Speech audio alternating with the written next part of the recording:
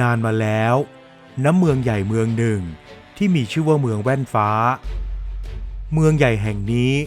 เพิ่งจะมีการผลัดเปลี่ยนเจ้าเมืองเมื่อไม่นานมานี้เอง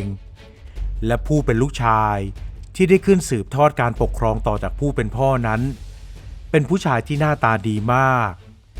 เขาเป็นที่หมายปองของเจ้าหญิงจากเมืองเล็กเมืองใหญ่ไปทั่ว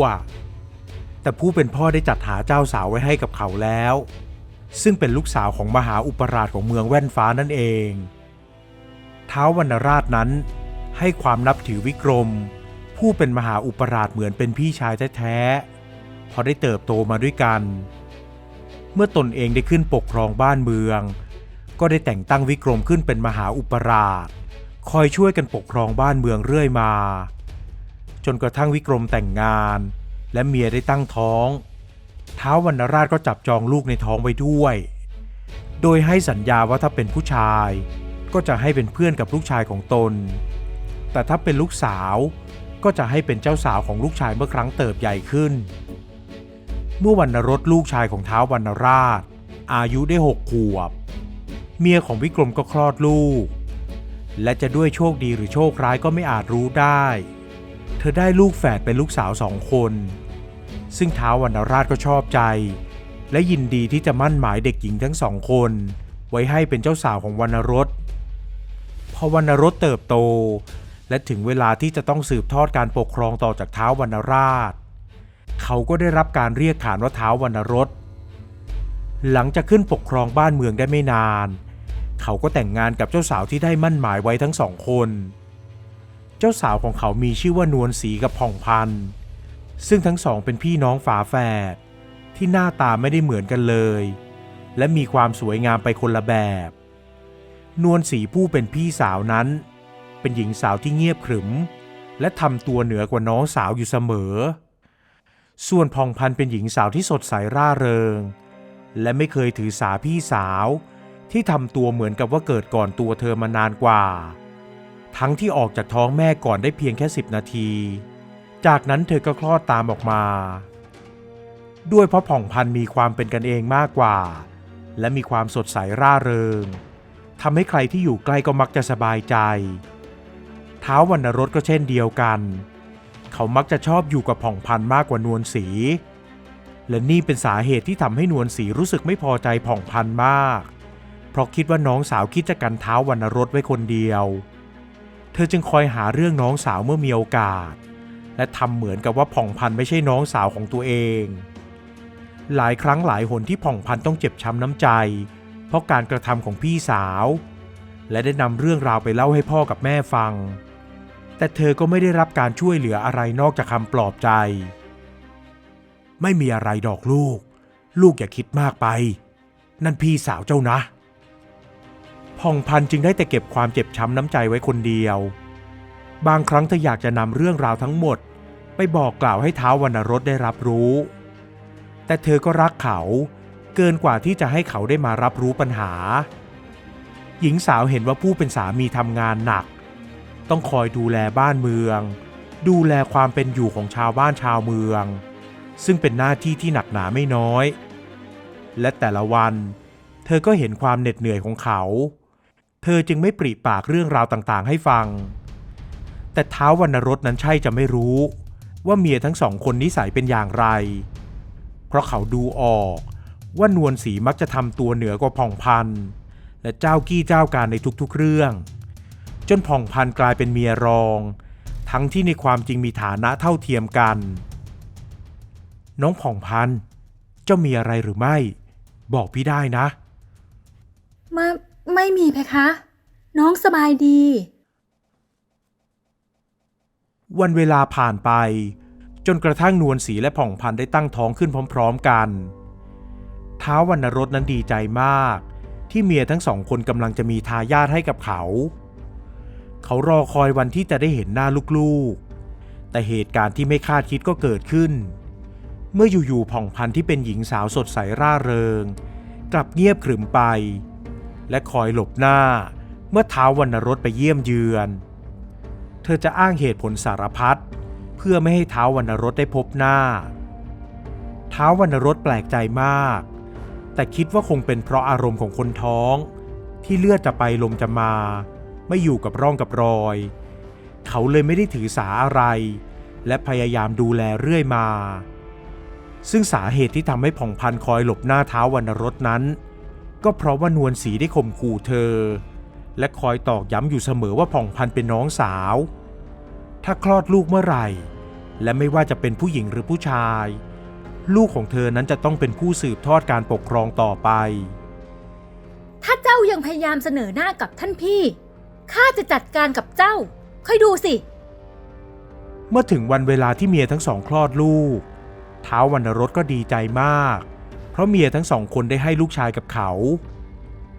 ตั้งชื่อให้ลูกชายของนวลศรีว่าวันชัยและลูกชายของผ่องพันธุ์ว่าวันชาติแต่ไม่นานนักจู่ๆวันชาติก็ขาหักและแขนหักโดยที่ไม่มีใครรู้สาเหตุว่าเกิดจากอะไรแต่โชคดีที่หมอหลวงได้ช่วยเหลือไว้ทันทำให้วันชาติไม่ถึงกับพิการจนน่าเกลียดแค่มีแขนขาที่ดูผิดรูปและสิ่งนี้ทำให้นวลศรีแสดงอาการรังเกียจส่วนวันชัยเองก็พลอยรังเกียจน้องไปด้วยเพราะผู้เป็นแม่คอยเป่าหูอยู่ทุกวันทำให้วันชัยไม่มีความเกรงใจผ่องพันธุ์และไม่รักวันชาติเลยแถมยังทำตัวประจบสอพลอผู้เป็นพ่ออยู่เสมอเจ้าทำเช่นนี้ถูกต้องแล้วลูกรักประจบพ่อเข้าไว้วันข้างหน้าเจ้าจะได้เป็นเจ้าเมืองแต่ไม่ว่าวันชัยจะประจบสอพลอสักเท่าไหร่ท้าววรรณรสก็ยังคงให้ความรักแก่ลูกชายทั้งสองคนเท่ากันเสมอมาแต่ความเอ็นดูสงสารนั้นจะเอ็นเอียงไปทางวันชาติเสียมากกว่าเพราะเขาสงสารที่ร่างกายของลูกชายไม่ค่อยสมประกอบแต่เป็นเด็กดีเชื่อฟังและนอบน้อมอีกทั้งยังมีสติปัญญาดีด้วยซึ่งแตกต่างจากวันชัยโดยสิ้นเชิงวันชัยนั้นเป็นเด็กที่มีความมั่นใจจนเกินไป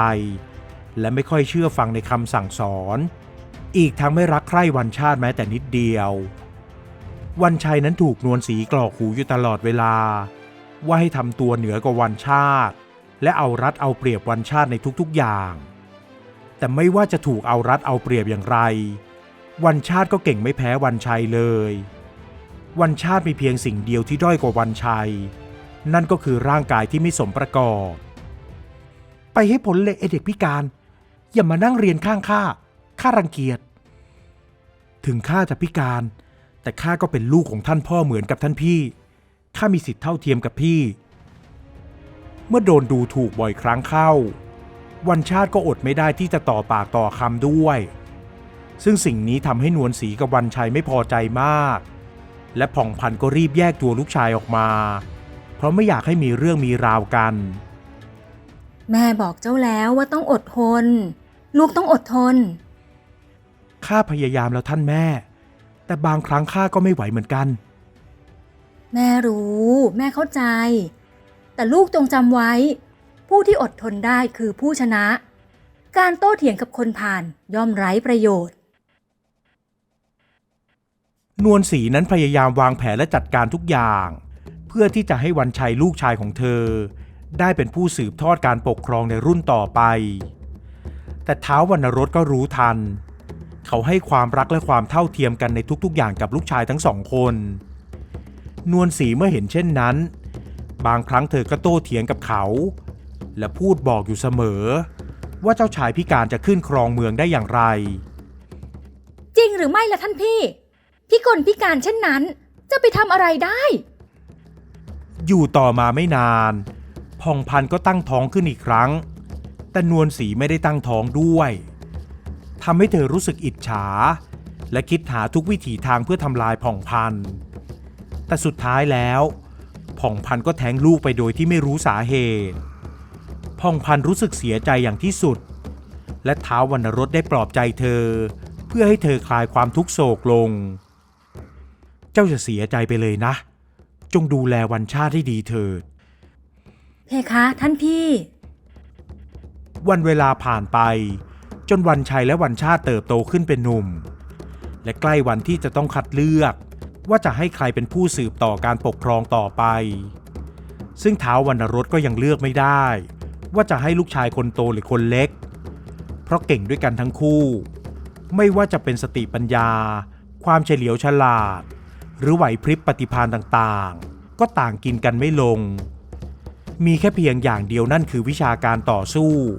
ที่วันชาติคงจะสู้วันชัยไม่ได้เพราะร่างกายไม่ได้แข็งแรงเท่าแต่อย่างไรเสีย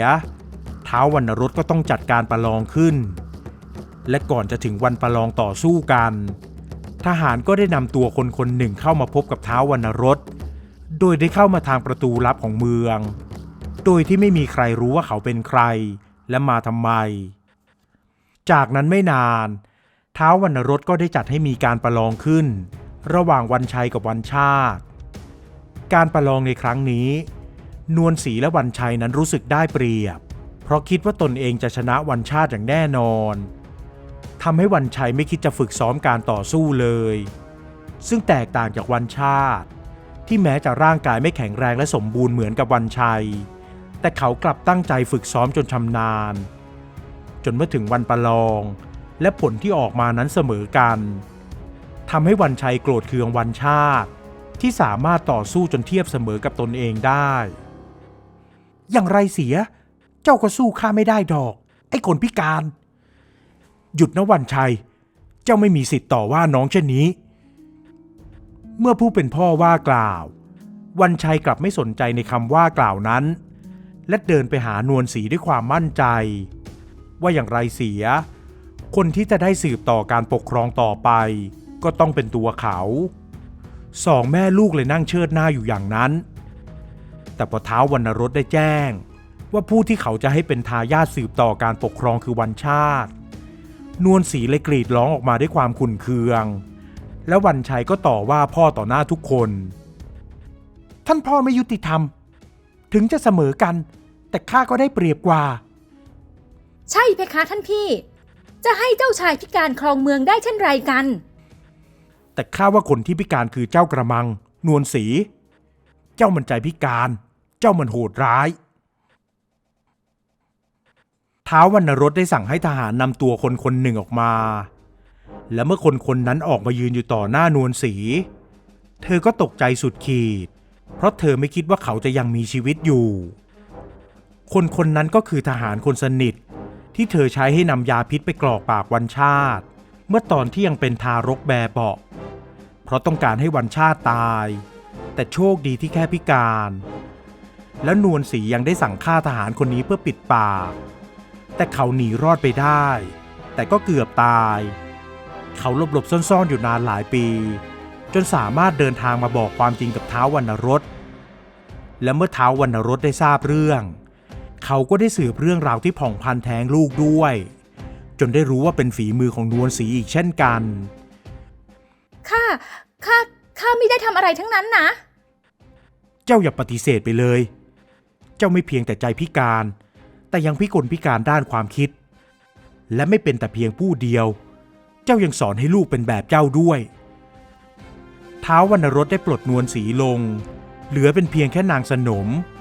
และแต่งตั้งให้ผ่องพันธุ์เป็นเมียแต่เพียงผู้เดียวจากนั้นก็แต่งตั้งให้วันชาติเป็นท้าววันชาติขึ้นปกครองเมืองแว่นฟ้าสืบต่อมา